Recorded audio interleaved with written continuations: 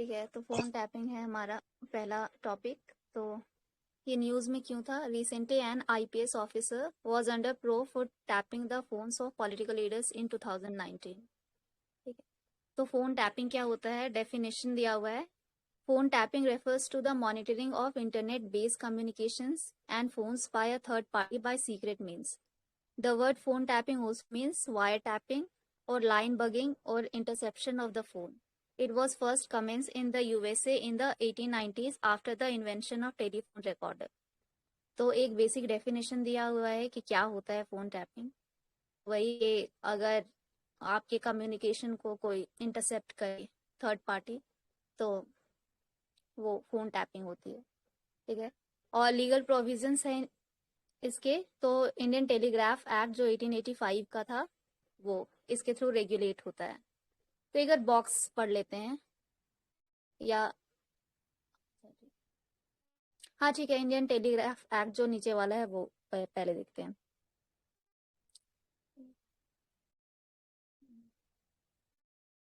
ठीक है, तो पावर फॉर फोन टैपिंग। तो both the central and the state government have the right to tap phones under section 5 clause 2 of Indian Telegraphic Act 1885. So in the states, police have the powers to tap phones. At the center, 10 agencies are authorized to do so. तो state में police के पास power है और centre के लिए 10 agencies हैं, जिसमें IB, CBI, ED, NCB और CBDT, then directorate of revenue intelligence, national investigation agency, रॉ, directorate of signal intelligence and the Delhi police commissioner. तो इनके पास है। तो आईबी, सीबीआई, ईडी, ये सारी चीजें तो हमें याद रहेंगी। ये देखना, डायरेक्टोरेट ऑफ सिग्नल इंटेलिजेंस है और दिल्ली पुलिस कमिश्नर, तो ये याद रखने वाली चीज है। फिर tapping by any other agency would be considered illegal. तो स्टेट को का हमने देखा कि पुलिस और सेंटर पे ये 10 एजेंसी, इनके अलावा जो भी टैप करता है वो इलीगल में आएगा। ठीक है, grounds for phone tapping. Phone tapping can be done by the center or the states if they are satisfied that it is necessary in the interest of public safety, sovereignty and integrity of India, the security of state, friendly relation with foreign states or public order, or for preventing incitement to the commission of an offense. तो ये सारे grounds हैं, तो इनको ध्यान में रखना है कि जो नॉर्मल है public safety, sovereignty, integrity of India, फिर सिक्योरिटी ऑफ द स्टेट, फिर फ्रेंडली रिलेशन है किसी अदर कंट्री के साथ, तो वो पब्लिक ऑर्डर मेंटेन करना, और फिर कोई भी ऑफेंस कमिट होने से पहले एज अ प्रिवेंटिव मेजर। ठीक है, एक्सेप्शन फॉर द प्रेस। तो ये एक्सेप्शन है प्रेस के लिए। Press messages intended to be published in India of correspondence accredited to the central government or a state government shall not be intercepted or detained unless their transmission has been prohibited under this subsection. तो press अगर कोई information release करती है तो वो इसमें नहीं आएगा, फोन टैपिंग में नहीं आएगा। इसमें कंडीशन ये है कि अगर वो पर्टिकुलर इंफॉर्मेशन अगर प्रोहिबिटेड नहीं है एक पर्टिकुलर सेक्शन के थ्रू, तो ठीक है। फिर power to issue the order for phone tapping. According to the rule 419A of the Indian Telegraph Amendment Rules 2007, phone tapping orders could be issued only by the Secretary, Union Ministry of Home Affairs or his state counterpart. तो ये important है कि secretary, home affairs में जो secretary है union के लिए वो, और उसके स्टेट काउंटर पार्ट है वो कॉम्पिटेंट अथॉरिटी है जो इशू कर सकते हैं ऑर्डर। ठीक है, फिर उसके लिए और इशू तभी कर सकते हैं, मतलब जब इशू करेंगे तो वो राइटिंग में देना होगा उन्हें। ठीक है, only then can the tapping begin.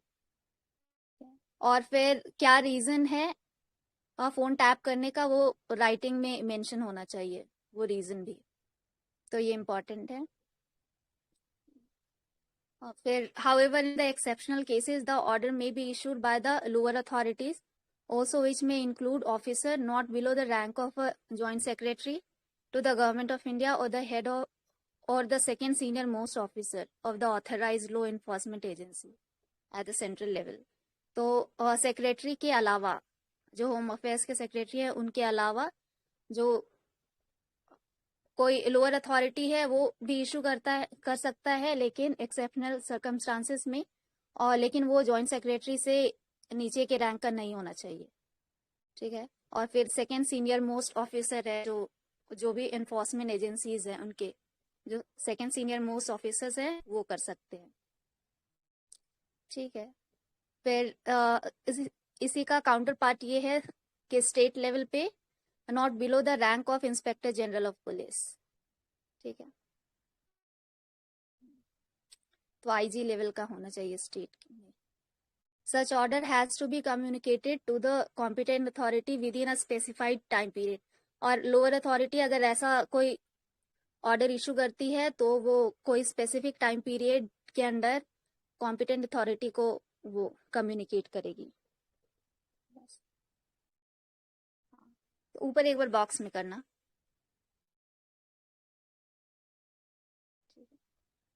हाँ, तो कॉमन फोन टैपिंग टेक्नोलॉजीज, तो प्रोसेस ऑफ टैपिंग क्या है और टेक्नोलॉजीज क्या क्या है। तो एक ICDN है और एक लीज लाइन है, इंटीग्रेटेड सर्विसेज डिजिटल नेटवर्क। तो इसमें क्या होता है कि a mediation server intercepts a call and then transmits it through a primary rate interface line to the office of a government agency. Also, the police can listen to the phone on their PRI line and store the recording to attached computers.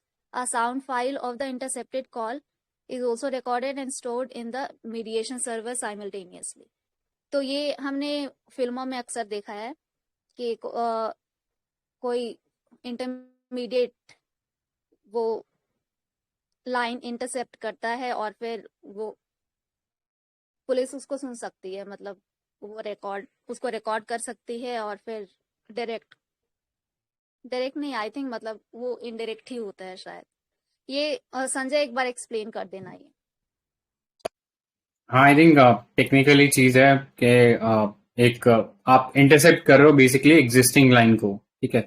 ये integrated service line digital network में ये चीज होता है, ठीक है।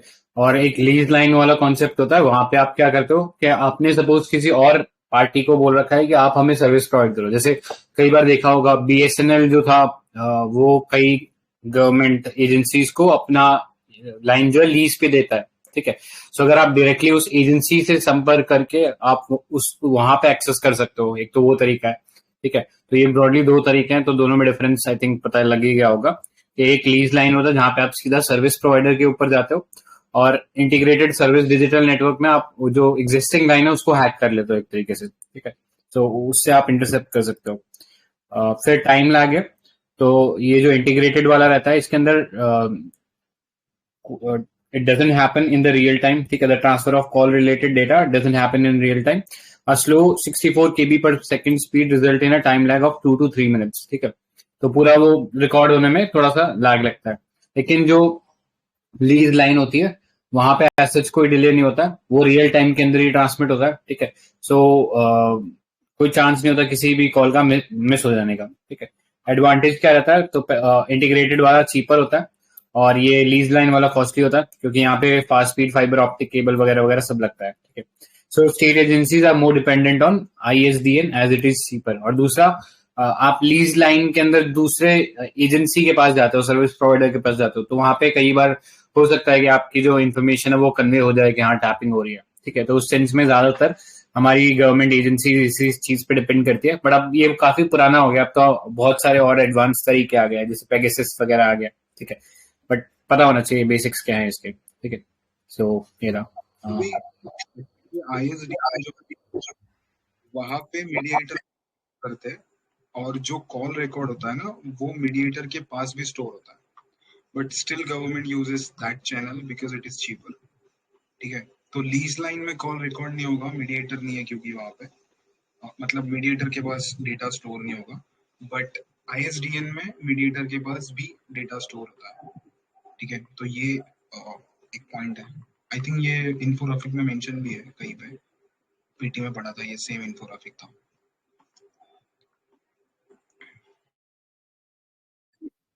Right, ठीक है नीति, चेक्स वाला आप देख लो। ठीक है, इससे पहले वो कॉन्स्टिट्यूशनल प्रोविजंस जो है वो देख लेते हैं, ऊपर वाला बॉक्स या नीचे है, नीचे है आई थिंक। तो ये constitutional provisions on phone tapping, तो शेड्यूल 7 है, telephones along with other communication devices find mention under entry 31 of union list। ठीक है, तो हमें शेड्यूल 7 पता है, वो लिस्ट के लिए स्टेट यूनियन ये सारी लिस्ट के लिए। फिर right to privacy, telephone conversation is an important faces of person's private life, telephone tapping would thus infract Article 21 of the Constitution of India unless it is permitted under the procedure established by law। ठीक है, तो ये article 19 में हम supreme court ने बोला भी है कि phone tapping right to privacy article 19 के अंडर आएगी, वो नीचे है सॉरी, ये आर्टिकल 21 में भी राइट टू प्रिवेसी आती है, तो इसके अंडर फोन टैपिंग अलाउड नहीं होगा और वो इन्फ्रिंजमेंट ऑफ फंडामेंटल राइट्स होगा। ठीक है, फिर freedom of speech, if a person is talking on the telephone she or he is exercising his or her right to freedom of speech and expression. Thus, telephone tapping would also infringe Article 19(1)(a) unless it came within the restrictions on this right set out in Article 19 का clause 2। तो article 19(1) जैसे freedom of speech and expression, तो वो 6 जो freedom है उनके under इसमें supreme court ने कहा है कि फोन टैपिंग वो फ्रीडम ऑफ स्पीच वाले इसमें है, आर्टिकल 19 में आती है, तो ये याद रखना। और आर्टिकल 19(2) में तो पता है कि गवर्नमेंट के पास पावर है कि पब्लिक ऑर्डर मेंटेन के लिए वो कुछ रिस्ट्रिक्शंस लगा सकती हैं, रीजनेबल रिस्ट्रिक्शंस। बस यही है।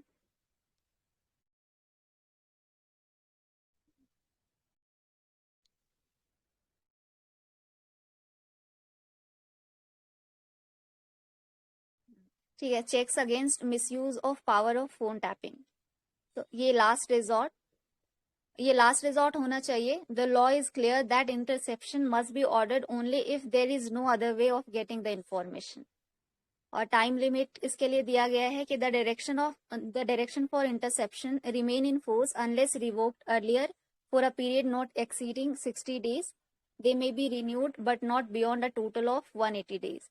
तो ये लिमिट दिया गया है कि 60 days तक रह सकता है, और फिर मैक्सिमम एक्सेप्शनल सर्कमस्टांसेस में 180 days जा सकता है, लेकिन उससे ज्यादा नहीं। ठीक है, review committee, any order issued by competent authority is reviewed by a committee headed by a cabinet secretary with the law and telecom secretaries as members. In states, it is headed by chief secretary with the law and home secretaries as members. The review committee may set aside the directions and orders for destruction of copies of the intercepted message or class of messages। तो ये review committees के काम है। ठीक है, destructions of records pertaining to such directions shall be destroyed every 6 months unless these are or are likely to be required for functional requirements।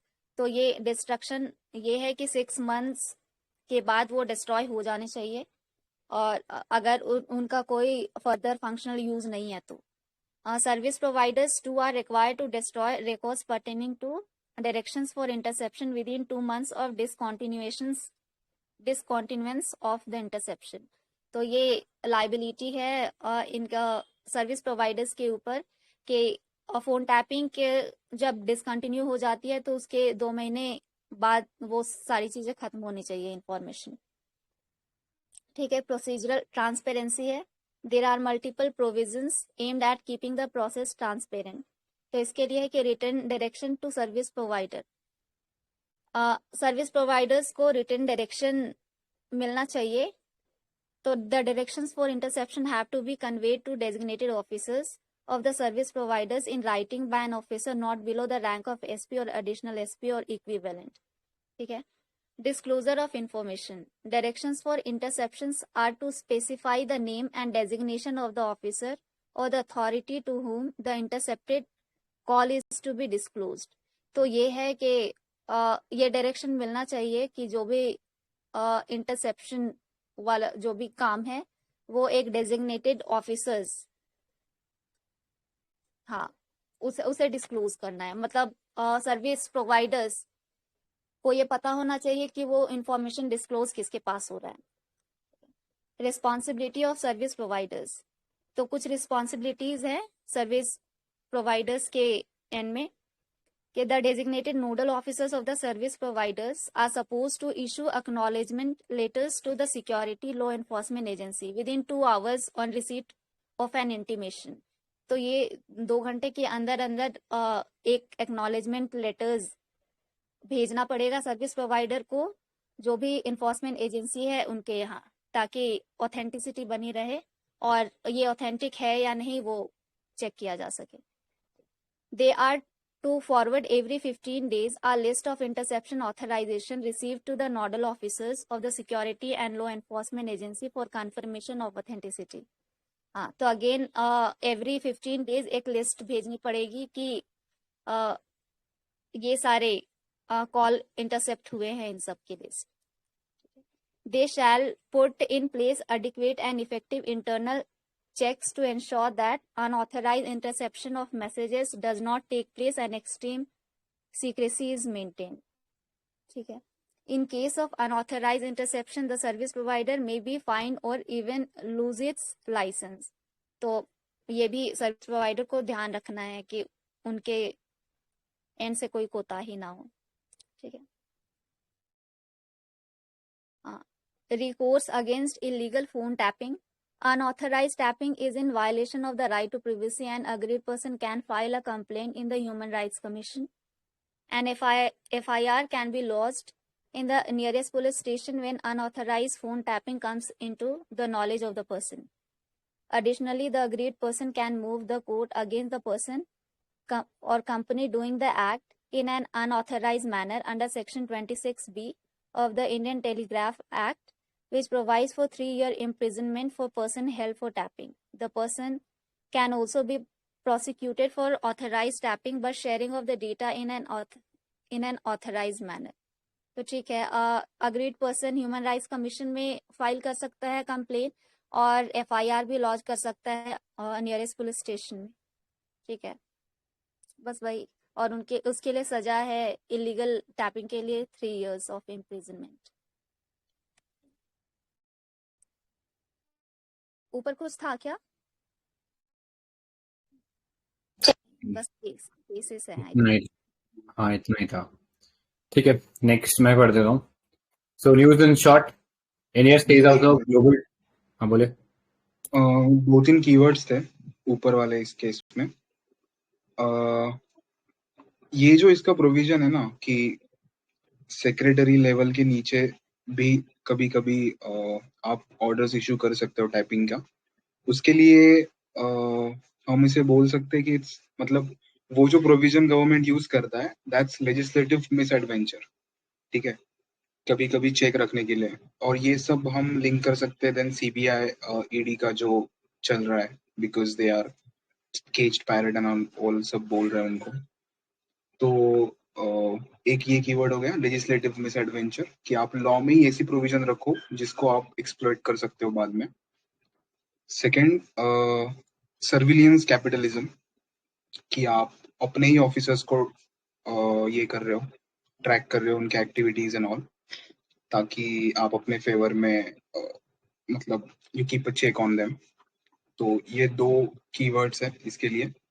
Not for this, ये क्या बोलते हैं उसे,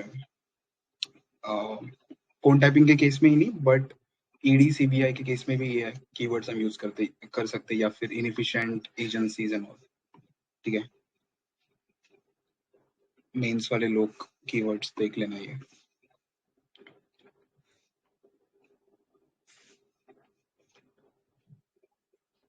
क्या बोला? ये लेजिस्लेचर मिस एडवेंचर. दूसरा था surveillance capitalism, okay, surveillance capitalism, ठीक है। हाँ,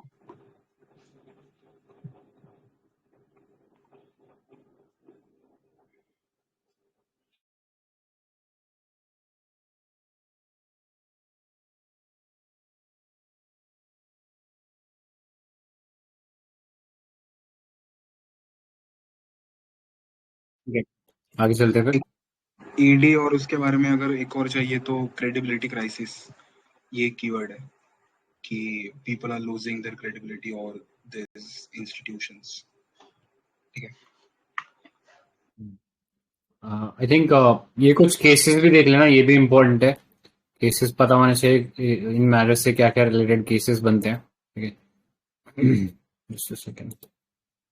तो PUCL versus union of India, यहाँ पे बोला था telephone tapping influence the fundamental right to privacy and create safeguards against arbitrariness in the exercise of state power. Next, KLD Nagashree versus Government of India 2006, the occurrence of any public emergency or existence of public safety interest is sine qua non under section 5(1) and 5(2). ये कौन से section की बात हो रही है? यानी ये कंप्लीट नहीं है। किसी को आइडिया है क्या ये वाला केस? ठीक है, नेक्स्ट चलते हैं। Rayala M Bhuvaneswari versus Nagaphendra Raila.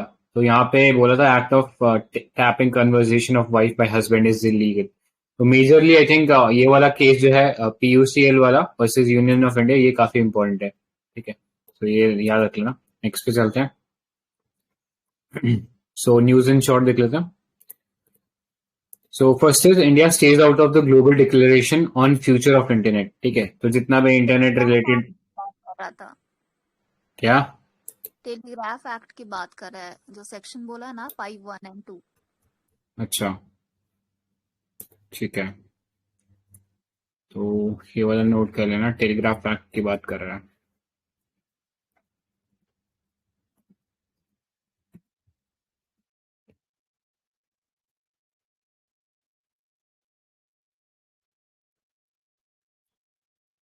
ठीक है, नेक्स्ट पे चलते हैं। India stays out of the global declaration on future of internet. ठीक है, so the aim was to keep internet free neutral and the declaration is a political commitment among the partners to advance a positive vision on internet and digital technology। ठीक है, और India तो मतलब इस चीज के लिए इनफेमस है या कुख्यात है कि बहुत ज्यादा इंटरनेट शटडाउन होता है इंडिया में। आई थिंक आफ्टर चाइना के बाद शायद सबसे ज्यादा इंडिया में ही शटडाउन देखने को मिलता है। So around 60 countries have signed it। The declaration include US, European Union, UK, Canada, France, etc। मतलब जितनी भी डेमोक्रेसीज हैं सबने इस चीज को साइन किया, बट इंडिया, चाइना और रशिया इसमें से पीछे रहे। ठीक है, चाइना रशिया का तो समझ में आता है, बट इंडिया को नहीं रहना चाहिए था आई थिंक यहाँ से पीछे। एनीवेज, की डिक्लेरेशन क्या है? Commitment to protect human rights and fundamental freedom of all people. ठीक है, जो फंडामेंटल राइट्स या ह्यूमन राइट्स जो हम लोग नॉर्मल लाइफ में जीते हैं या एक्सरसाइज करते हैं, वही सेम फंडामेंटल राइट्स हमें इंटरनेट वर्ल्ड या डिजिटल वर्ल्ड में भी मिलना चाहिए। ठीक है, तो पहला कमिटमेंट ये था। दूसरा, promote global internet that advances free flow of information, advancing inclusive and affordable connectivity. ठीक है, ताकि इंक्लूसिव भी हो और अफोर्डेबल भी हो।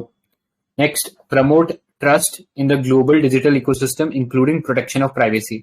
तो हमारे पास अभी भी कोई पर्सनल डेटा प्रोटेक्शन लॉ नहीं है, तो यहाँ पे भी हम लोग लैग कर रहे हैं। Next, protecting and strengthening the multi stakeholder approach to the governance. ठीक है, तो यहाँ पे इंडिया में अभी भी काफी मिस मैच है इस चीज को लेके स्टेक होल्डर्स के बीच में, कि या तो IT कंपनीज के पास बहुत ज्यादा पावर होती है या फिर गवर्नमेंट के पास पावर होती है, सिटीजन के पास बहुत कम पावर होती है, क्योंकि कोई डेटा प्रोटेक्शन लॉ नहीं है।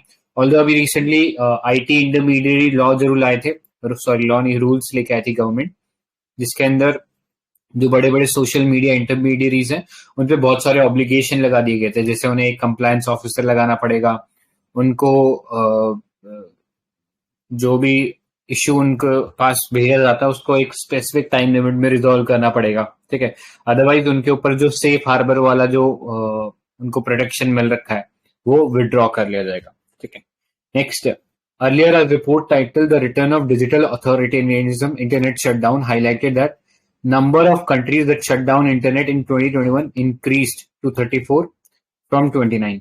ठीक है. Next, India is the top country to impose internet shutdown for consecutive 4 years. ठीक है.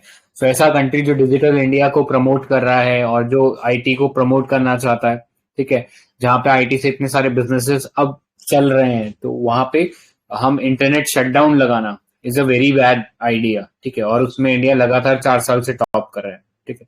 तो ये थोड़ा बैड है. इससे बेटर है कि चाइना की तरफ चले जाएं. चाइना ऐसा बैन तो नहीं करता है, ऑल्दो उसने सेंसर कर रखा है, लेकिन वो बैन नहीं करता. तो वैसा कुछ डायरेक्शन में जा सकते हैं.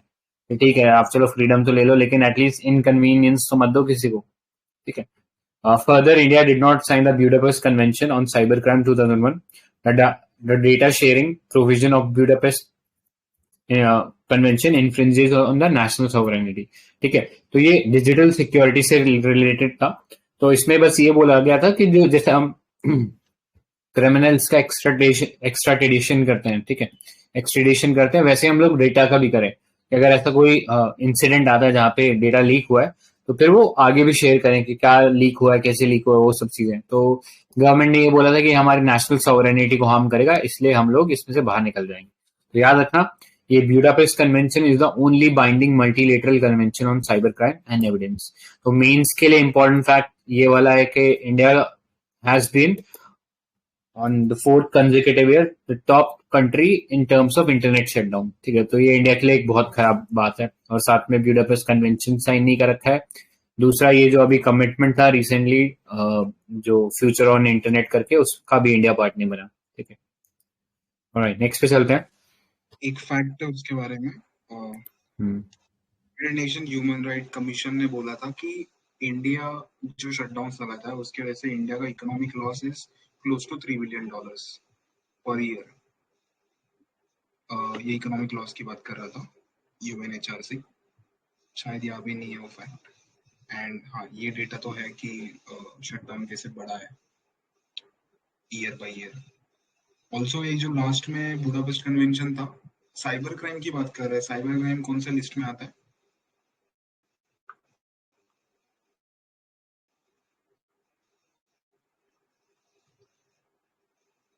Any idea? इसमें आईटी उसके अंदर है ना, रेजिडुअल पावर के अंदर है, तो वो आई थिंक पार्लियामेंट के पास आता है. तो ये किसी भी इसमें नहीं है, लिस्ट में नहीं है, 3 लिस्ट में नहीं है साइबर क्राइम. तो रेसिड्यूरी पावर है यूनियन गवर्नमेंट के पास. प्रीलिम्स के लिए फैक्ट. राइट. ठीक है, नेक्स्ट पे चलते हैं. The department of personnel training DOPT lays down norms for quota in promotions. ठीक है. तो अभी तक हम लोग देखते थे जॉब्स के अंदर वो रहता था कोटा, लेकिन अभी प्रमोशंस के अंदर भी कोटा की बात हो रही है. ठीक है. तो DOPT has asked all departments of central government to collect data on inadequacy of representation of scheduled caste, scheduled tribes before implementing the policy of reservation in promotion in government offices. ठीक है. So the memorandum referred to as January verdict of Supreme Court. ये याद रखना, ये case काफी important है. M. Nagaraja versus Union of India 2006 judgment. ठीक है. Gave 3 conditions were laid down by the apex court. पहला, collection of quantifiable data. मतलब आप प्रमोशन या रिजर्वेशन कैसे दे रहे हो, उसके लिए आपके पास एक क्वांटिफाइबल डेटा होना चाहिए. ठीक है. Of inadequacy of representation of SC/ST. Next, application of this data to each cadre separately. Next, the cadre being the unit of operation of promotion roster. ठीक है. सो रिजर्वेशन इन प्रमोशन के लिए कहाँ कहाँ चेंज करना पड़ेगा? तो आर्टिकल 16 है जो कि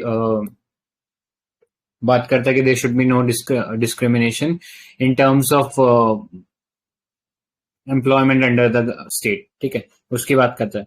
तो उसके सब क्लॉज 4A के अंदर empowers the state to make provision for reservation in matters to promotion to SC/ST. ठीक है.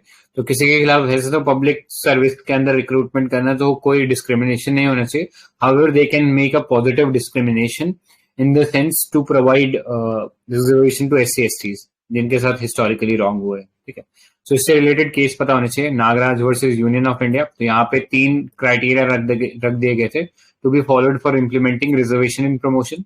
देन नेक्स्ट, अभी रिसेंट का इसको बोल सकते हैं Jarnail Singh versus LN Gupta. SC held that states need not required to collect quantifiable data on backwardness of SC/ST. तो अपना जो पहला वाला स्टेटमेंट था उससे थोड़ा सा बैक ट्रैक किया इन्होंने, यहाँ पे इन्होंने बोल दिया बैकवर्डनेस ऑफ SC/ST के लिए कोई डेटा की जरूरत नहीं है, ठीक है। सो थोड़ा सा एक फ्लिप फ्लॉप कर दिया, बट देख लेना, इतना पता होना चाहिए कि लास्ट क्या जजमेंट आया, ठीक है। तो 1992 पूरा टाइमलाइन देख लो। 1992 इंदिरा साहनी केस आया था, supreme court holds reservation in promotion unconstitutional। Indira Sahni case के अंदर एक लिमिट लगा दी गई थी कि 50% से ज्यादा जो भी पब्लिक सीट्स हैं वो रिजर्व नहीं होनी चाहिए, मतलब रिजर्व नहीं होनी चाहिए, ठीक है। हाउएवर प्रमोशन के अंदर इसको अनकॉन्स्टिट्यूशनल बोल दिया गया था, ठीक है। लेकिन फिर हमारा जो पार्लियामेंट है इसको ओवरकम करने के लिए 77 कॉन्स्टिट्यूशनल अमेंडमेंट एक्ट इंट्रोड्यूस किया, जिसमें आर्टिकल 16 के अंदर 4A अमेंडमेंट सेक्शन या क्लॉज 4A ऐड किया गया, जिससे कि रिजर्वेशन मिल सकता है अगर उनको लगता है स्टेट को कि कोई ऐसा जनजाति है जो कि थोड़ा बैकवर्ड है और उसको प्रॉपर रिप्रेजेंटेशन नहीं है, तो उसके लिए रिजर्वेशन का प्रोसीजर ला दिया। फिर एम नागराज केस था, उसमें उसको कॉन्स्टिट्यूशनल माना, लेकिन उन्होंने 3 क्राइटेरिया भी दिए कि इस क्राइटेरिया को अगर फुलफिल करता तभी आप दोगे रिजर्वेशन प्रमोशन में, ठीक है। फिर ये जनरल सिंह वाला केस देख लेना। जनरल सिंह वाला इस सेंस में इंपॉर्टेंट है कि सुप्रीम कोर्ट ने ये चीज बोला कि क्वांटिफाइबल डेटा है बैकवर्डनेस के लिए वो लाना जरूरी नहीं है, ठीक है। सो बाद में सुप्रीम कोर्ट को अपना स्टैंड क्लियर करने के लिए सेंटर ने एक प्ली लगाया था रिव्यू प्लीज के अंदर, ठीक है। सो वो अभी चल रहा है मैटर, तो जब आएगा डिसीजन तब पता लगेगा, ठीक है। तो इतना ही था। किसी को ऐड करना है कि इसमें?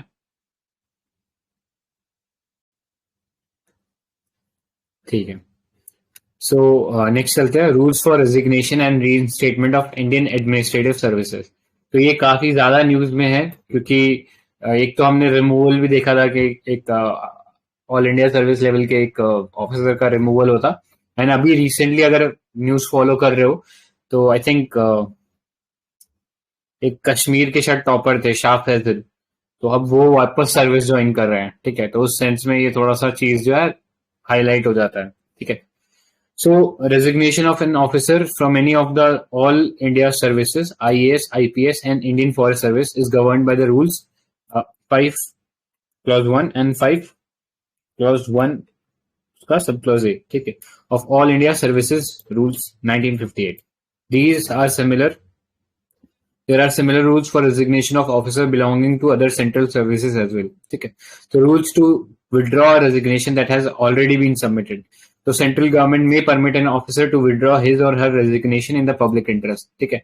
तो कई बार हमें कंफ्यूज होता है, हमने देखा भी होगा कई बार ऐसे ऑफिसर इलेक्शन लड़ते हैं, हारते हैं और फिर वापस सर्विस में आ जाते हैं, ठीक है। तो वो पता होना चाहिए वो कैसे कर पा रहे हैं, ठीक है। तो पब्लिक इंटरेस्ट का एक प्रोविजन रहता है। If N officer who has submitted his resignation sends N intimation in writing withdrawing it before its acceptance by the competent authority, so it would be deemed to as automatically withdrawn. Next, central government shall not accept the request for withdrawal of resignation where a member is associated with any political party or any organization which take parts in politics, ठीक है। तो अगर ऐसा कोई case है तो उसमें resignation लेने से मना कर सकती है, फिर उसके खिलाफ कोई प्रोसीडिंग चला सकती है, ठीक है। Next, to take part or assist in any manner any political movement or political activity to canvass or use his name to influence, ठीक है। सो जैसा अभी आई थिंक एक कैलकाटा के कमिश्नर थे, तो वो शायद दीदी के साथ धरने पे बैठ गए थे वहां पे वेस्ट बंगाल में, ठीक है। तो ऐसा कुछ हम लोग यहाँ पे रिलेट कर सकते हैं। Next, resignation of an IAS officer must be submitted to chief secretary of the state in case of an officer serving in the state. Next, secretary of the concerned minister department in case of an officer who is on central deputation, ठीक है। अगर central deputation में है तो concern ministry को देना होगा। Next, only after the recommendation of concerned cadre state is received, the competent authority, that is the central government, can consider the officer's resignation. Competent authority are Ministry of State and Department of Personnel and Training in respect of IAS, Minister of Home Affairs in respect of IPS, Minister for Environment, Forest and Climate Change in respect of Forest Services, ठीक है। So ये resignation के rules रहते हैं। Next चलते हैं, fast and secure transmission of electronic records faster, ठीक है। सो एक हमारा जो जुडिशरी है हम उसमें कई बार ये चीज डिस्कस करते हैं कि बहुत ज्यादा डिले होता है चीजों के अंदर, ठीक है। इनफैक्ट ये एक सेइंग सिनोनिमस बन गया हमारी जुडिशरी के साथ कि justice delayed is justice denied, ठीक है। तो उसी चीज को रेक्टिफाई करने के लिए एक अच्छा इनिशिएटिव लॉन्च किया गया था by the CJI called FASTER is a digital platform for court official to instantly send e copies of the order, ठीक है। जैसा अभी रिसेंटली सुनने में आया था कि सुप्रीम कोर्ट ने एक ऑर्डर दिया था कि हाँ एक सर्टेन जगह पे डिमोलिशन ड्राइव चल रहा है तो उसको रोका जाए, ठीक है। ऑर्डर हो गया था, लेकिन उसका कॉपी जब तक वहां पे ग्राउंड में ऑफिशियल्स के पास नहीं पहुंचा, उन्होंने वो ड्राइव नहीं रोकी, उन्होंने वो डेमोलिशन ड्राइव चलाते रहे, ठीक है। तो इन सब चीजों को ओवरकम करने के लिए ये फटाफट से जो भी ऑर्डर रहता है ऑफिशियल्स का वो आगे किसी को ट्रांसमिट करने के लिए ये फास्टर नाम का एक टूल बनाया गया है, ठीक है।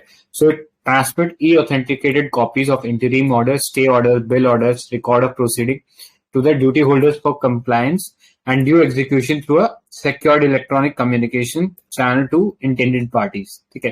सो ऐसा ना हो कि जैसा कई बार बेल के केसेस में भी देखा गया है कि वो ऑर्डर तो आ गया था लेकिन उसका ऑथेंटिक कॉपी आने में टाइम लगा था, तब तक जो पुलिस वाले हैं उन्होंने छोड़ा नहीं उसको, ठीक है।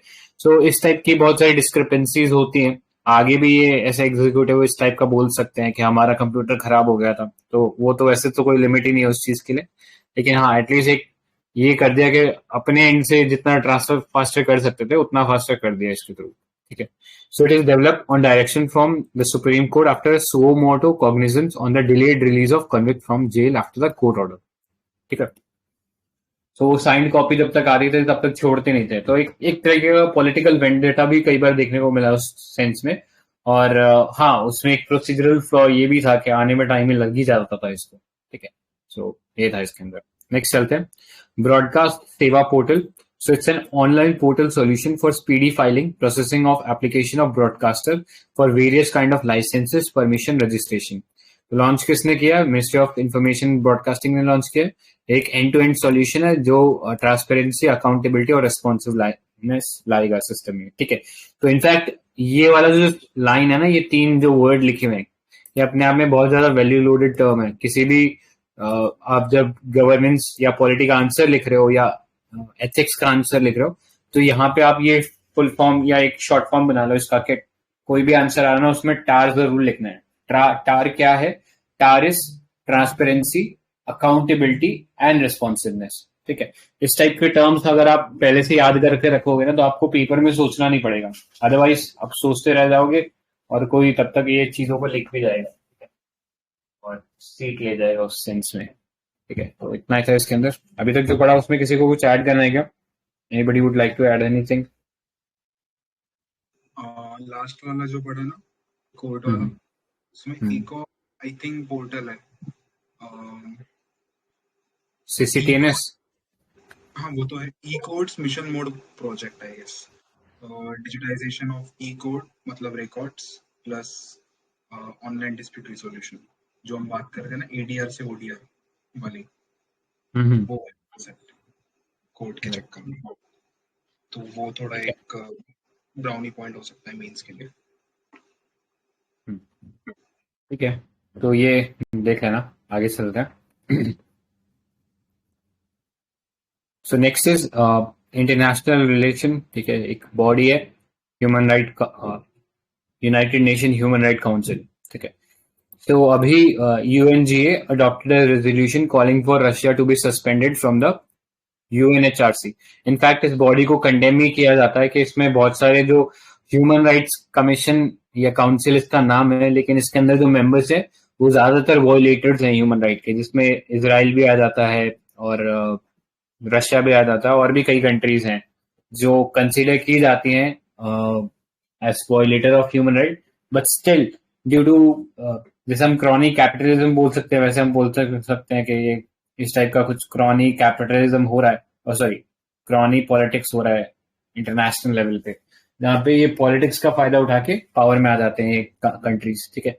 So the resolution was move by Russia US to suspend Russia from the council, क्योंकि यहाँ पे ऐसा सुनने में आया था कि बहुत सारे ह्यूमन राइट वॉयलेशन करे रशियन फोर्सेस ने इन यूक्रेन, ठीक है।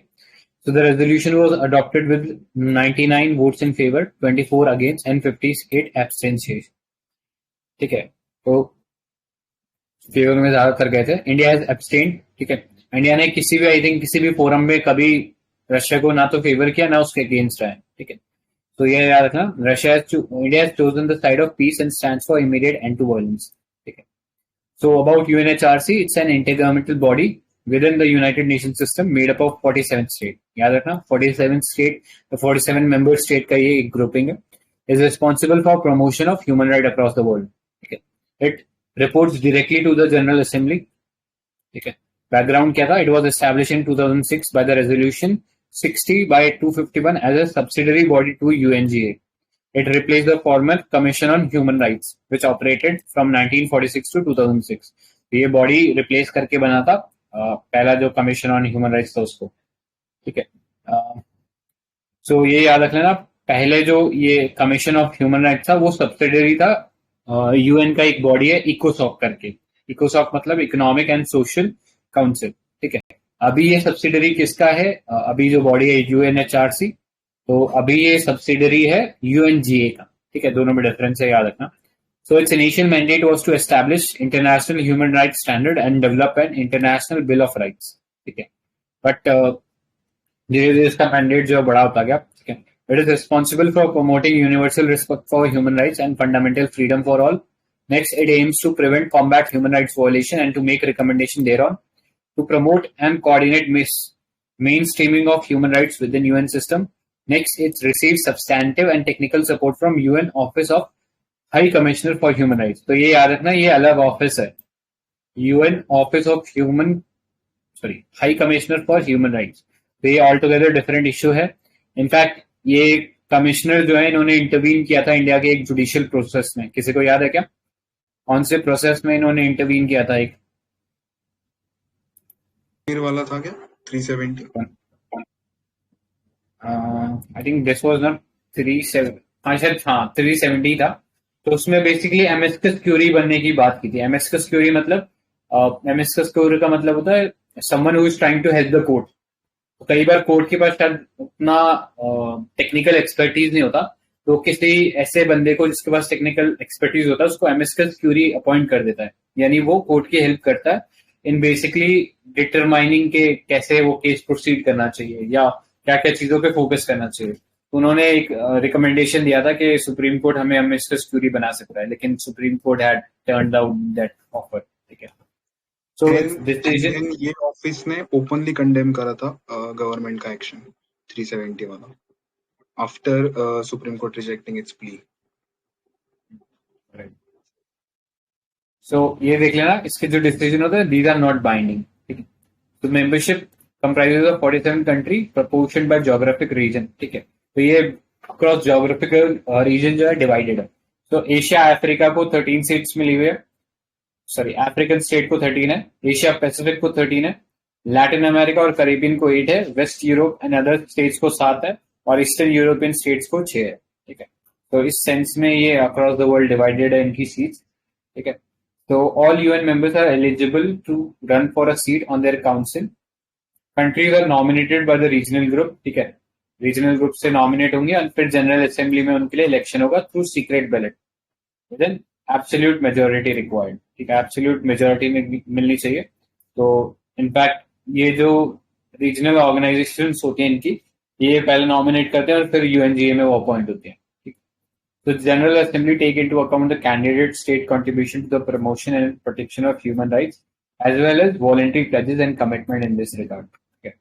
तो वो कहने की बातें हैं कि वो अकाउंट में लेते हैं, लेकिन एक्चुअली में होता नहीं है. इसी कारण हम देखते हैं रशिया, बेलारूस, चाइना जैसी कंट्रीज भी इसका पार्ट बन जाती है.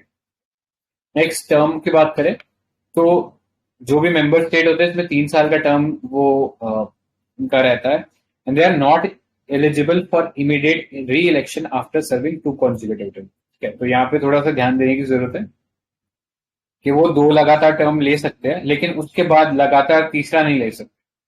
ठीक है, और ये टर्म 3 साल के रहेंगे उनके. ठीक है, सस्पेंशन ऑफ मेंबरशिप की बात करें तो if A council member commits gross and systematic violation of human rights, the general assembly may suspend membership with a 2/3 vote of the members present. ठीक है, तो UNGA के अंदर ये चीज होगा. ठीक है, अभी ये रशिया को आई थिंक 93 वोट्स मिले थे फेवर में. ठीक है, तो आई थिंक ये शायद 2/3 नहीं हो पाया ना, नहीं हुआ. ठीक है, तो सस्पेंड नहीं हुआ है. एंड कारण उसका यही था कि बहुत सारे लोग ने एब्सेंटेशन कर दिया था, इंक्लूडिंग इंडिया. इसका रीजन सीक्रेट बैलेट है, जो हमने अभी देखा ना. That's the major cause. वैसे भी ये बॉडी को उसीलिए क्रिटिसाइज करा जाता है about because of the secret ballot. किसी को पता ही नहीं चलता अंदर कौन किसको सपोर्ट कर रहा है. तो या तो आप अब्सटेन करो so that you have to declare कि यू आर अब्सटेनिंग. अगर नहीं है तो सीक्रेट बैलेट के थ्रू आप कहीं भी वोट कर दो, डजंट मैटर. लेकिन फिर हाँ, आई थिंक वो शायद बताते होंगे. सीक्रेट बैलेट तो वैसे इसी के लिए लिखा हुआ ना कि नॉमिनेशन के लिए, इलेक्शन के लिए. डिसीजन मेकिंग के लिए भी सीक्रेट बैलेट है क्या?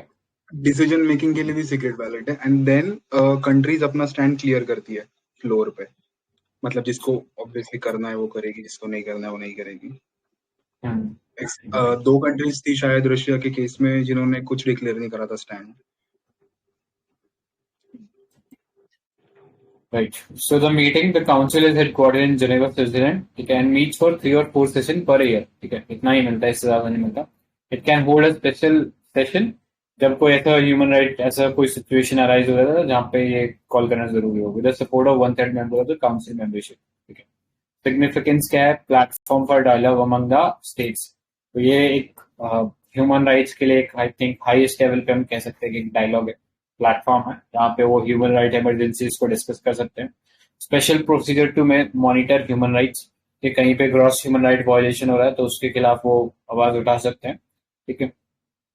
सो the special procedure are expert appointed to monitor the human right around priority themes in specific areas with serious human right problem. ठीक है, तो एक्सपर्ट्स को अपॉइंट कर सकते हैं to monitor situation in any place where human right violation is occurring. Next, reviewing human rights record. ठीक है. The council manages the universal periodic review. ठीक है, ये important है, इस पे थोड़ा ध्यान देना. Universal periodic review, a process through which UN members states overall human rights record is monitored or reviewed. ठीक है. So in addition, the council receive complaint alleging patterns of human right violation which are considered by the working group on communication and may be referred to the working group on situations. So the working group on situations report substantiated claims of consistent pattern of gross violation to the council and make recommendation for action. ठीक है. तो एक universal periodic review होता है, हर country जो भी UN का part है उसका होता है. ठीक है, तो ये याद रखना, इंडिया के भी ये होता रहता है बार बार. So encourages civil society participation. NGOs इस टाइप के ऑर्गेनाइजेशन को हेल्प करता था कि वो इस टाइप की एक्टिविटी कैरी आउट कर सके. आई थिंक एमनेस्टी इंटरनेशनल बोल सकते हो एक ऐसा सिविल सोसाइटी था, लेकिन उसको इंडिया में से भगा दिया है क्योंकि कई बार देखा गया था कि वो काफी एंटी गवर्नमेंट स्टैंड ले रहा था. तो FCRA वायलेशन के चक्कर में वो बेचारा बाहर हो गया. Next, others promote the implementation of human rights obligation undertaken by states, promote advisory services, technical assistance and capacity building. Next, may issue resolution calling on states to take specific action or uphold certain principle. ठीक है, तो वो states को direction भी issue कर सकता है, लेकिन अल्टीमेटली नॉन बाइंडिंग है इसके डिसीजन, इतना कोई फर्क पड़ता नहीं कंट्रीज को. बट हाँ, एक इंटरनेशनल एक नैरेटिव बन जाता है कंट्रीज के खिलाफ, जिससे कि हेल्प मिल सकती है ह्यूमन राइट्स वायलेशन को स्टॉप करने में. Next, achievement of UNHRC. तो ज्यादातर हम बोलते हैं यूएन बॉडीज फेल रही हैं, तो सेंस में हमें थोड़ा ये पता होना चाहिए कि उनके अचीवमेंट्स क्या रहे. ठीक है, सो पहला कंट्री स्पेसिफिक रिपोर्ट निकालता है कमीशन ऑफ इंक्वायरी. ठीक है, so between 2006 and 2015 the number of country specific report submitted by the special procedure increase by 104%, यानी ऑलमोस्ट दुगना हो गया रिपोर्ट जो कि सबमिट करी जाती थी. ठीक है, कि अगर किसी कंट्री में ऐसा लगता है कि ह्यूमन राइट वायलेशन हो रहा है तो उनको कंप्लेंट्स मिलती थी उसके थ्रू, वो बढ़ी है. The number of government issues standing invitation to the independent expert also double. ठीक है, जो एक्सपर्ट्स थे उनको गवर्नमेंट भी इनवाइट करते खुद से. Next, resolution on internet free speech. So in 2012, UNHRC unanimously adopted a resolution to protect the free speech of individuals on internet the first such UN resolution of its kind. Next, special rapporteur on Iran. ठीक है, तो Iran में बहुत सारे gross human right violation देखने को मिले हैं. बहुत सारे जर्नलिस्ट थे, उनको डेथ सेंटेंस दे देते हैं वो लोग वहां पे, बहुत ही फ्लिम्सी ग्राउंड्स के ऊपर. ठीक है, तो वहां पे उन्होंने अपने स्पेशल रिपोर्टर अपॉइंट किया है. अभी आई थिंक एक मूवमेंट भी चल रहा है, अगर किसी को याद हो तो. पिछले कुछ समय में ही न्यूज में था कि किसी एक I think US based reporter को डेथ सेंटेंस सुनाया था वहां पे, तो उसके खिलाफ भी एक मूवमेंट चल रहा था. Next, resolution on prevention of violation. तो as the resolution highlights the need of UN system to support nations in building national resilience as well as possibility of council to resort to dialogue and cooperation to prevent violation and human rights and respond to human right emergencies. Next, recognition of right to healthy environment as human rights. तो याद रखना, healthy environment जो है वो recognize किया है human right के तौर पर. Concerns क्या है? एक तो membership criteria. ठीक है, so although it requires the members to commit to highest standard of human rights, and states should take into account a nominee human rights record when voting. ठीक है, लेकिन ये जो रूल्स है, ये जो आइडियाज हैं, ये रूल्स है, कन्वेंशन है, दीज आर नॉट एनफोर्सेबल. ठीक है, सो उस सेंस में रशिया जैसे, इजराइल जैसे ह्यूमन राइट वॉयलेटर्स जो हैं वो उसका पार्ट बन जाते हैं. ठीक है, so UN members have a very different view on human rights. For example, US wanted democratic nation to be eligible. Such criteria would lead to debate over meaning of democracy and would prioritize civil and political rights over economic and cultural ones. ठीक है, next, मतलब human rights को लेकर ही countries जो एक same ground पे नहीं है. कई कंट्रीज में मानते हैं कि सिर्फ डेमोक्रेटिक कंट्री जो है वो एक्चुअली ह्यूमन राइट्स को प्रिजर्व कर सकती है. कई थियोक्रेटिक कंट्रीज हैं, जैसे अरब कंट्रीज हो गई, तो यहाँ पे हम कह सकते हैं कि बहुत क्रूअल सजाएं दी जाती है. ठीक है, तो उस सेंस में मान सकते हैं कि शायद वो ह्यूमन राइट वैसा फॉलो नहीं करते जैसा यूएस का स्टैंडर्ड है ह्यूमन राइट्स को लेके. सिमिलरली चाइना का अपना एक अलग हो सकता है व्यू उसके ऊपर. कई कंट्रीज में देखोगे तो आप देखोगे अबॉर्शन लॉज बने हुए हैं. अबॉर्शन लॉज मतलब अबॉर्शन को इलीगल माना है. ठीक है, क्योंकि वो मानते हैं कि ह्यूमन जो होता है वो एक बार एम्ब्रियो बन गया तो वो भी ह्यूमन है.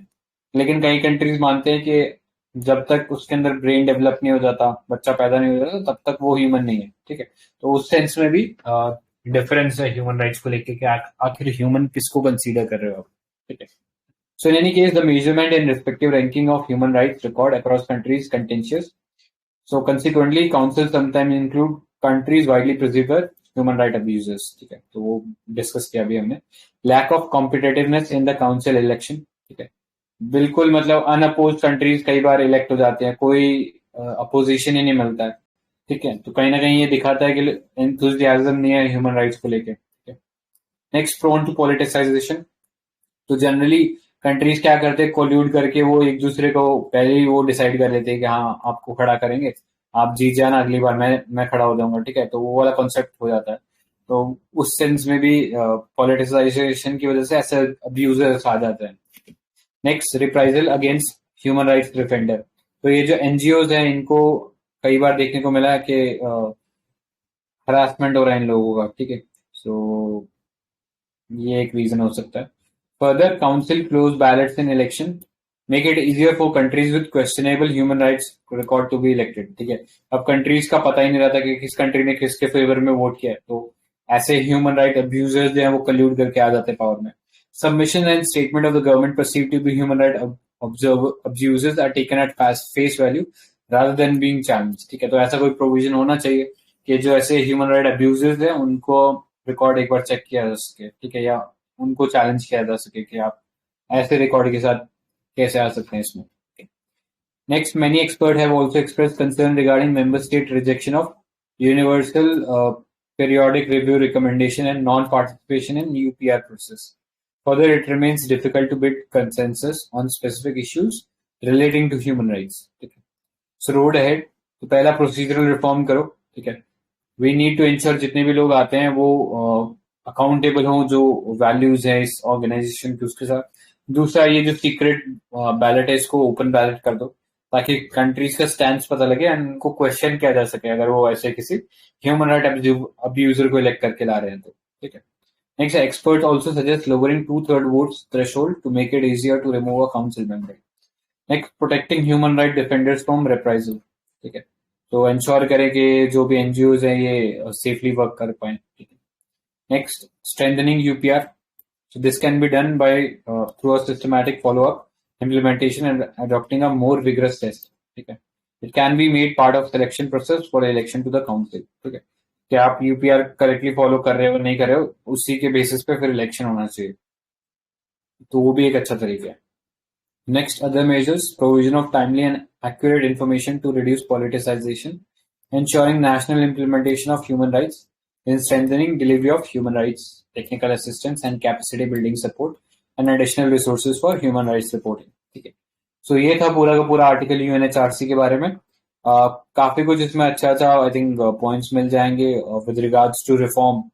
ठीक है, ऐसे ऑर्गेनाइजेशन के बारे में. ठीक है, इनफैक्ट अभी यूएनएससी का जब इंडिया मेंबर बना था नॉन परमानेंट सीट के पर, तो उसने ये चीज बोला था कि हम मल्टीलेटरलिज्म को वापस रिफॉर्म करना चाहते हैं. तो उस सेंस में यूएनएचआरसी भी एक इम्पोर्टेंट बॉडी है. ठीक है, इसके बारे में याद रख सकते हो.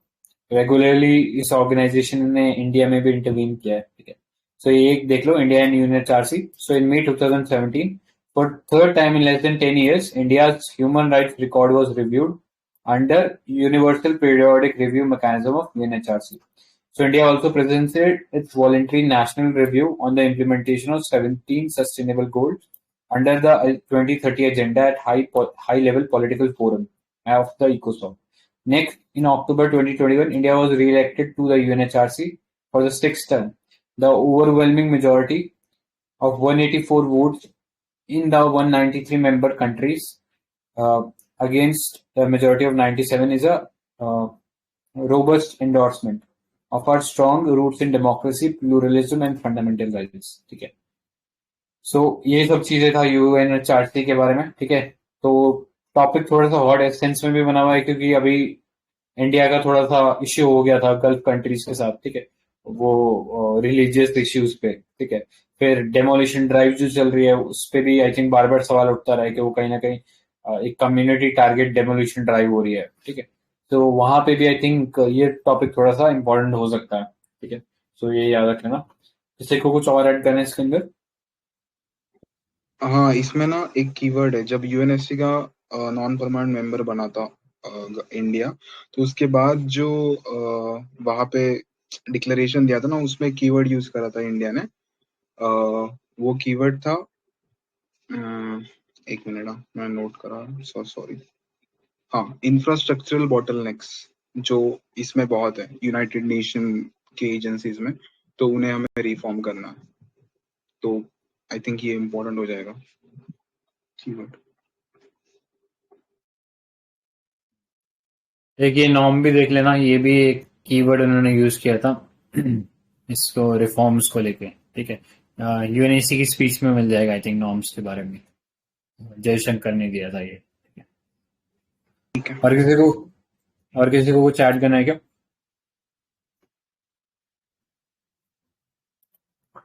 ठीक है, आगे चलते हैं. Weapons of mass destruction, Iran का केस है आई थिंक इसमें काफी इम्पोर्टेंट है. अभी रिसेंटली भी ईरान ने जो कैमरास थे, सीसीटीवी कैमरास जो कि उसके न्यूक्लियर साइट्स पे लगे थे, उनको शट डाउन कर दिया था. ठीक है, तो यही बात चल रही है कि वो वेपन्स ऑफ मास डिस्ट्रक्शन ना बना ले. ठीक है, तो याद रखना, weapons of mass destruction and delivery system, prohibition of unlawful amendment bill 2022 to ban funding of weapons of mass destruction was recently passed in Lok Sabha. ठीक है, so weapons of mass destruction and their delivery system, ये जो bill है amends the Weapon of Mass Destruction and their Delivery Act 2005. The 2005 Act prohibits unlawful activity related to the weapons of mass destruction and their means of delivery. यानी अगर कोई missile वगैरह उसके regarding आप बना रहे हो तो उसको भी प्रिवेंट करता है. So the recent amendment extends the scope of banned activities to include financing of already prohibited activities. ठीक है, तो अब financing भी उसमें included कर दी गई है. Further, the bill bars person from financing any prohibited activity related to it directly or indirectly. ठीक है, it empowers central government to freeze, seize, and attach financial assets of people engaged in such activities. Key development that echoes the need for amendment to align with the international benchmark. ठीक है, global level पे बहुत सारे ऐसे benchmark बन चुके हैं, जैसे कि FATF ने बनाया हुआ है, ठीक है, कि आप ऐसा लॉज अपने नेशनल लेजिस्लेशन के अंदर लाएं जिससे कि कोई भी इस टाइप की एक्टिविटीज हैं जो फाइनेंस कर सके वेपन्स ऑफ मास डिस्ट्रक्शन को, वो शट डाउन हो, ठीक है, keep pace with the evolving threat, ठीक है। सो ये वॉरफेयर है, बहुत तेजी से इवॉल्व कर रहा है, ठीक है। सो वहां पे हमें जरूरत है कि हम भी अपने जो लेजिस्लेशन है या इन्फोर्समेंट एजेंसीज है उनको इवॉल्व करें, ठीक है। सो उनके साथ लाइन में रहेगा ये चीज। सो वेपन ऑफ मास डिस्ट्रक्शन क्या है? ये न्यूक्लियर बॉम्ब जैसा हो गया कि लार्ज स्केल पे डिस्ट्रक्शन क्रिएट कर सकता है। तो एज सच कोई इनकी सिंगल डेफिनेशन तो नहीं है, but the authoritative definition of WMD in international law is usually understood to cover nuclear, biological and chemical weapons, ठीक है, NBCs। ये 3 वेपन्स कंसीडर कर सकते हो वेपन्स ऑफ मास डिस्ट्रक्शन, ठीक है। So according to United States of homeland security, उनका भी एक डेफिनेशन है, बट इतना डिटेल में जाने की जरूरत नहीं है, ये एक डेफिनेशन काफी है। So it is therefore categorized as a class of weaponry potential to produce in a single moment enormous destructive effect, capable to kill millions of civilians, jeopardize environment, fundamentally alter the life of future generation, cause death or serious injuries of people through toxic or poisonous chemical, disseminate disease-causing organism or toxins to harm or kill humans. Next, deliver explosive devices, chemical, biological और toxin agent, ठीक है। So ये सब जो है हम consider कर सकते हैं वेपन्स ऑफ मास डिस्ट्रक्शन के अंडर। सो ये 2005 का जो एक्ट था, its primary objective was to provide an integrated overarching legislation on prohibiting unlawful activities related to all 3 types of WMD, ठीक है, जिसमें NCB आ जाएगा या NBC जो भी बोलना है, न्यूक्लियर, केमिकल और बायोलॉजिकल। ये तीनों साथ ही साथ इनके डिलीवरी सिस्टम है या उनसे रिलेटेड कोई टेक्नोलॉजी है तो वो सब बैन है। It instituted penalty for contravention of these provisions, such as imprisonment of term not less than 5 years, extendable for life, as well as fines. The act was passed to meet an international obligation enforced by UNSC Resolution 1540 of 2004, ठीक है। तो ये resolution था, उसको हम लोगों ने मतलब रेटिफाई करने के लिए ये अपने डोमेस्टिक लेजिस्लेशन में लेके आए। सो इतना ही था इसके अंदर ऐड करने लायक, बाकी तो आई थिंक सब पता ही होगा, बेसिक चीजें हैं ये सब, ठीक है। बाकी कुछ और चीजें देख लेते हैं। So global efforts to outlaw several classes of WMDs, ठीक है। तो पहला बायोलॉजिकल और टॉक्सिक वेपन कन्वेंशन था 1972 का, ठीक है। तो इस टाइप के वेपन वर्ल्ड वॉर 2 के अंदर इस्तेमाल किए गए थे, तो उस चीज को इंश्योर करने के लिए कि आगे ऐसा ना हो, ठीक है, ये सब कन्वेंशन लाए गए थे। सो ये जो है प्रोहिबिट करता है stockpiling and use of biological and toxic weapon. It supplements the Geneva Protocol. Geneva Protocol war से रिलेटेड ही है कि वॉर में सर्टेन क्राइम्स आपको नहीं करने हैं, ठीक है। तो ये एक तरह का वॉर क्राइम कंसीडर किया जाएगा अगर आप ये करते हो तो, ठीक है, बायोलॉजिकल या toxic weapon. So India has ratified it, तो याद रखना साइन भी किया हुआ, रैटिफाइड करने हैं। इनफैक्ट DDT जो एक पेस्टिसाइड है, उसका डिस्कवरी पहले एक वेपन के तौर पे हुआ था। वो DDT पहले वेपन के तौर पे ही बना था, बट बाद में जब वर्ल्ड वॉर वगैरह खत्म हुआ तो उनको लगा कि हाँ यार ये इंसेक्ट्स को मारने के लिए भी अच्छा है, तो इनिशियली वो इंसानों को मारने के लिए बनाया गया था DDT, बाद में फिर वो पेस्ट वगैरह के लिए इस्तेमाल होने लगा। नेक्स्ट केमिकल कन्वेंशन, ये 1992 का है, नाम से पता लग रहा है केमिकल का जो स्टॉक पाइलिंग है उनको प्रोहिबिट करता है, ठीक है। ये 1992 ये ईयर सिग्निफिकेंट है क्योंकि शायद ऐसा सुनने में आया था इराक जो है वो केमिकल वेपन्स का इस्तेमाल कर रहा था गल्फ वॉर के अंदर, ठीक है। So it led to the establishment of organisation for prohibition of chemical weapon, OPCW, Hague Netherlands में इसका हेडक्वार्टर है, एंड इंडिया इसको भी साइन किया हुआ, रेटिफाई किया हुआ। Next, treaty on non proliferation of nuclear weapons, NPT 1970। तो ये काफी फेमस ट्रीटी है, ये पता होना चाहिए। To prevent the spread of nuclear weapons and weapon technology, to promote cooperation in peaceful use of nuclear energy, and to further the goal of achieving nuclear disarmament, ठीक है। इंडिया ने इसको sign नहीं कर रखा है, कोई रीजन बता सकते हैं इंडिया ने क्यों साइन नहीं कर रखा है इसको? एनीवन? के अंडर 5 कंट्रीज है वो न्यूक्लियर वेपन्स, मतलब वो आर्म्स रख सकते हैं, न्यूक्लियर आर्म्स, लेकिन बाकी कंट्रीज को वो है प्रोहिबिट किया जाता है और उन्हें डिस्ट्रक्ट करना है अपने सारे जितने भी न्यूक्लियर वेपन्स है वो सारे एग्जिस्टिंग। करेक्ट। तो इंडिया का हमेशा से स्टैंस रहा है कि इट इज रेडी फॉर डिसआर्मामेंट, लेकिन वो डिसआर्मामेंट फुल डिसआर्मामेंट होना चाहिए। ऐसा नहीं है कि आप डिस्क्रिमिनेट करो, क्योंकि ये जो एनपीटी है ये बेसिकली जो P5 कंट्रीज है जिन्होंने पहले पहले न्यूक्लियर बॉम्ब्स बना लिए उनको कहते हैं कि वो रख सकते हैं, बाकी सब इनको डिस्ट्रॉय करेंगे या डिसआर्म करेंगे, तो इसलिए इंडिया ने इसको साइन नहीं कर रखा। तो इसकी वजह से इंडिया एनएसजी का भी पार्ट नहीं बन पा रहा है, न्यूक्लियर सप्लायर ग्रुप का, ठीक है, तो याद रखना।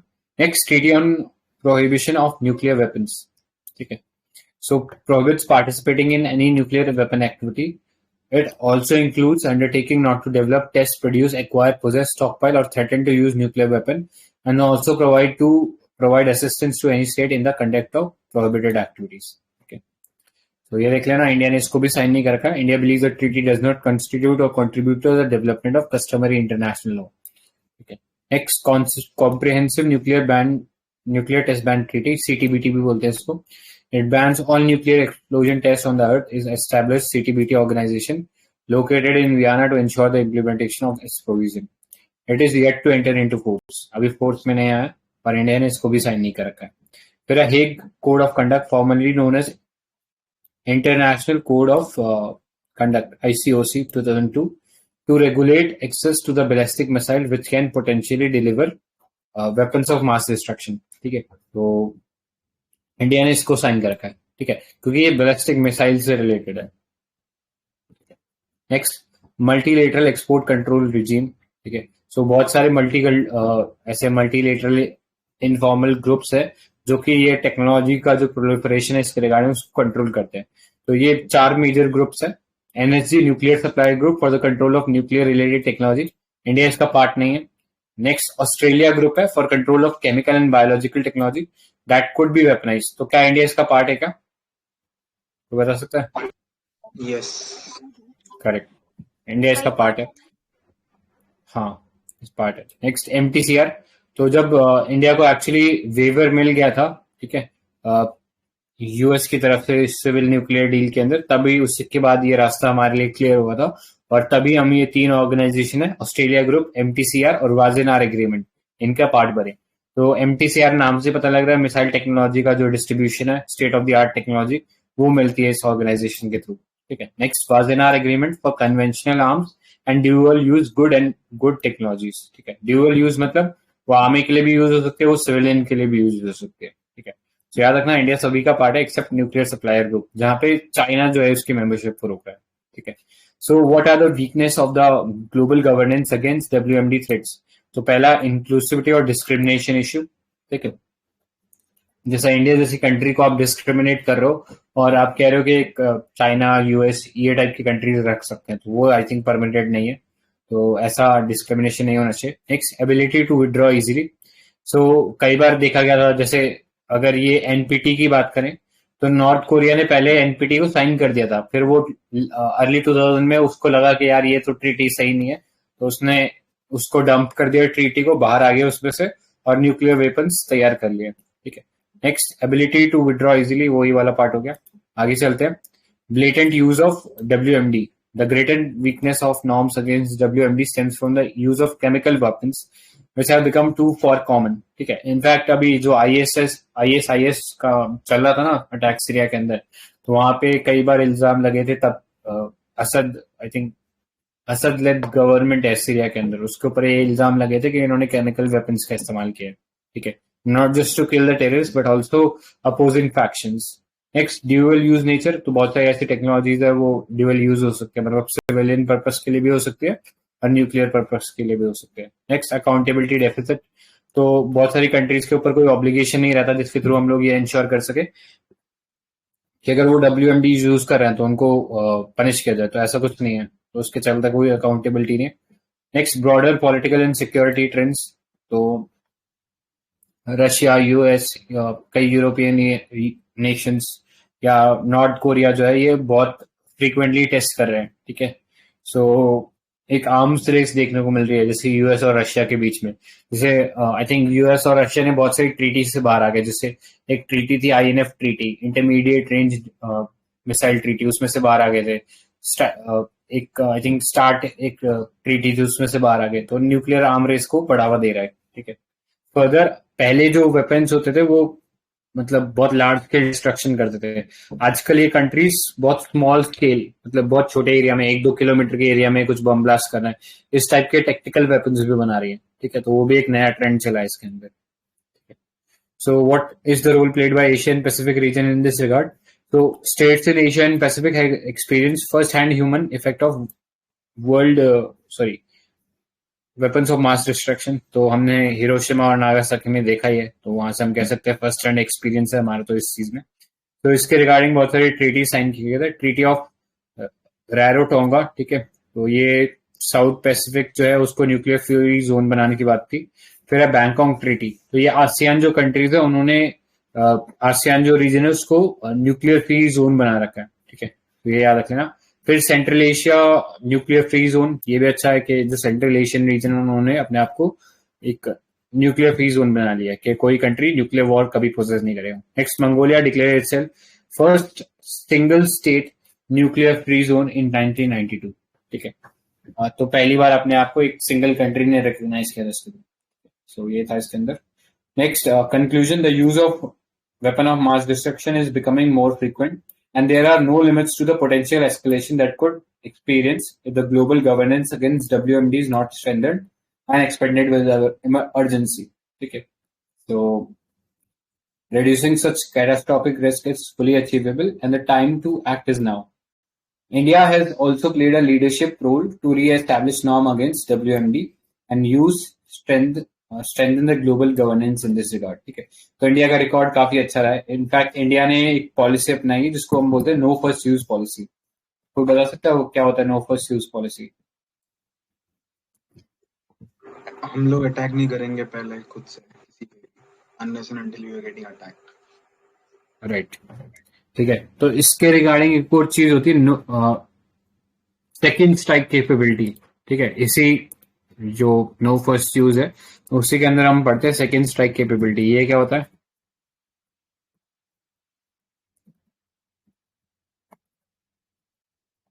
तो देखो, अभी हम पे न्यूक्लियर अटैक हो गया, तो अब ऐसा नहीं होना चाहिए कि हम अटैक ले लिए तो इसका मतलब अब ये नहीं है कि हमारे पास अब एबिलिटी नहीं बची हो कि हम न्यूक्लियर अटैक कर सकें। मतलब ऐसा हो सकता है कि पहला जो स्ट्राइक करेगा वो हमारे मिलिट्री एस्टैब्लिशमेंट को उड़ाने के लिए करेगा। ठीक है, सो सेंस में हमारे पास ऐसी कैपेबिलिटी रहनी चाहिए कि अगर हमारे सारे न्यूक्लियर मतलब ऐसे मिलिट्री एस्टैब्लिशमेंट भी खत्म हो गए तो भी हमारे पास एबिलिटी होनी चाहिए कि हम सेकेंड स्ट्राइक कर सकें। ठीक है, न्यूक्लियर वाली। तो उस सेंस में इंडिया ने बहुत सारी न्यूक्लियर आर्म सबमरीन भी बना लिए। ठीक है, जैसे INS अरिहंत हो गई या INS चक्रा हो गई, तो उसके अंदर SLBM लगा रहता है और उसके थ्रू हम लोग न्यूक्लियर अटैक पानी से भी कर सकते हैं। मतलब लैंड पे तो कर ही सकते हैं लेकिन पानी से भी वो अटैक कर सकते हैं। ठीक है, तो वो सेकेंड स्ट्राइक कैपेबिलिटी होता है। इसके अलावा रिलेटेड न्यूज की बात करें, सो ऑब्जेक्टिव, ये एक रिपोर्ट है। ठीक है, report by nuclear weapons ban monitor. Objective of the report is to track the efforts made by the world in order to eradicate the nuclear weapon as set out in the Treaty of Prohibition of Nuclear Weapon which came into force in 2021. ठीक है, तो इसके findings क्या थे? World's 9 nuclear armed states have a combined arsenal of 12,705 warheads at the beginning of 2022 and approximately 90% of the world's nuclear warhead are owned by Russia and US. ठीक है, in fact India के पास China और I think Pakistan दोनों से कम nuclear weapons है, लेकिन सभी के न्यूक्लियर स्टॉक जो है इंक्रीज हो रहा है। सो ये याद रखना। NWBM जो है nuclear weapon ban monitor is a research programme in 2018 produce and publish by Norwegian People Aid, a partner of ICAN। ये बहुत इंपॉर्टेंट ऑर्गेनाइजेशन है ICAN, याद रखना। ICAN is a coalition of NGOs promoting adherence to the implementation of UN Nuclear Ban Treaty. It evaluates nuclear-related policy and practices of each of the 197 states that are party or not party to the Global Treaty on Nuclear Weapon Reduction. ठीक है, सो ये था इसके अंदर। I think ICAN को शायद Nobel prize भी मिला हुआ ना, किसी को याद है क्या?